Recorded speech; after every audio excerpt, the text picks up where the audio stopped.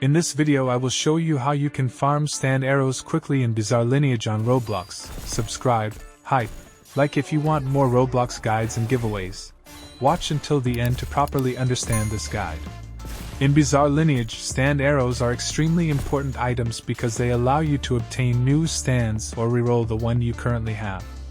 Since stands give some of the strongest abilities and combat moves in the entire game, these arrows quickly become one of the most valuable resources you will want to farm. There are several ways to obtain stand arrows, such as completing quests, participating in raids, opening treasure chests, and a few other activities spread across the game. I'll tell you which farming methods work best depending on whether you are early game, mid-game, or already deep into the late game stages. One of the best and most consistent ways to farm stand arrows for almost every player is through raid battles. Raids have a higher chance of rewarding stand arrows, especially when you complete more difficult ones. Because of that, beginners should focus on easier raids while stronger players can move toward harder ones that provide better rewards.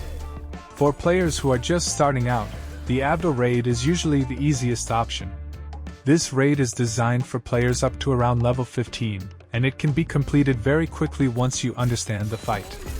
You can find the Abdul raid by heading southeast from bus stop 14. To defeat Abdul, you mostly just need a decent stand or sub-ability, and a bit of health regeneration so you can recover during the fight. Abdul himself only has about 450 health, which means you can take him down fairly quickly if you keep attacking and use ranged abilities whenever possible. Subscribe if I should record more guides. A recent update changed the drop rates from the Abdul raid, so the rewards may not be as generous as they were before. Even with that change, it is still one of the fastest and easiest ways for new players to farm stand arrows. The raid can drop stand arrows directly, and it can also reward treasure chests. When you open those treasure chests, there is another chance that a stand arrow will appear inside, which makes the farming loop even more efficient. You should also note that sometimes the raid might not drop any rewards after completion, so a few unlucky runs can happen. If that happens, you can collect Abdul raid tokens from the raid, and use them later to purchase stand arrows directly.